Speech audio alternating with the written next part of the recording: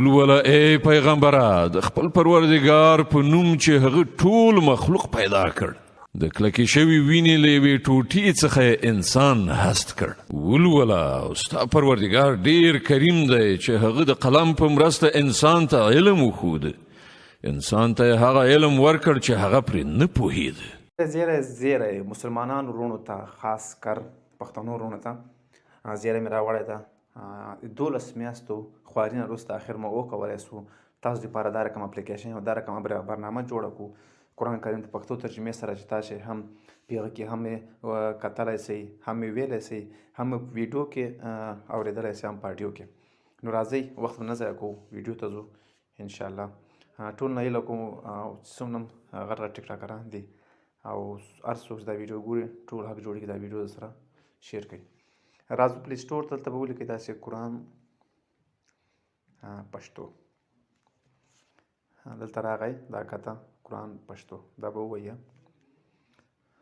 نو دلته تاسې کتای سئ راغی دا به داسې ووایو انسټال به یې کوو ورګورو په دې کې ډېر زیاتې فیوچر دي ډېر زیاتې سیسټم دي کې چې هغه تاسې به انشاءالله په علم کې ډېر زیات اضافه کوي او فکر نه کوم چې په نړۍ کې دا رقم اپلیکیشن تر اوسه پورې جوړ شوی دا ول اپلیکیشن د دغه باندې موږ ډېره خواري کړې ده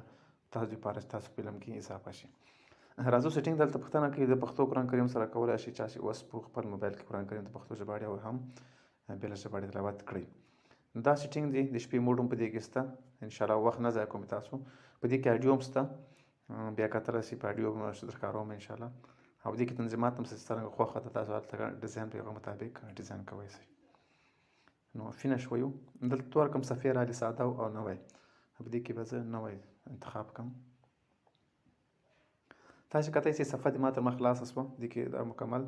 قرآن کریم یو څلور سوه سورتونه کې پراته دي دلته قرآن کریم لیکلی دلته صرف موږ د بغیر ترجمې نه موږ قرآن ویلی سو دلته ترجمې سره ده دلته ترجمې سره ویلی سو اوس راځو د ویډیو بخش ته کوم کې چې ویډیوګانې پرتې دي قرآن کریم د پښتو ترجمې سره هغه د کونج کې ویډیو لیکل شوی ده دلته فقط راځو دلته تاسو کتای شئ یو څلور سورتونه د قرآن مکمل پراته دي نو دلته زه اول سورې فاتحه باندې کلیک کویم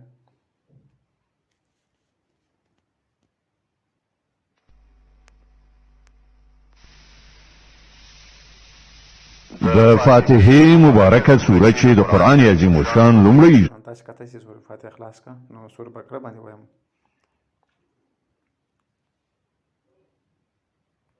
أعوذ بالله من الشيطان الرجيم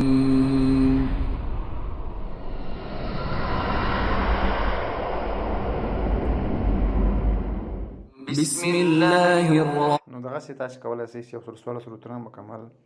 په ښکلې کوالټي کې واورئ دلته لاندې د موږ ټیک ټاک هغه هم شته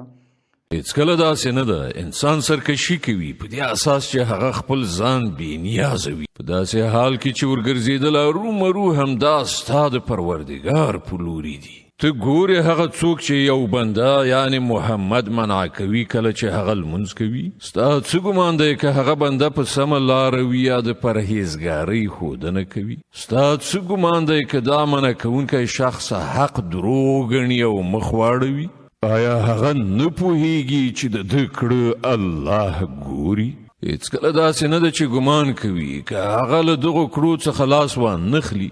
نو موږ به یې د وچولي ویښته څڼې ونیسو را به یې کاږو د هغه وچولي چې دروغجن او ډیر زیات خطاکار دی پرېږده هغه د خپلې ملاتړ کوونکې ډلې ته بلنه ورکړي موږ به هم د عذاب پرښتې راوغواړو هېڅکله داسې نه ده چې دی وایي د هغه خبره مه منه او سجده وکړه او د خپل پروردګار نږدېوالی وګټه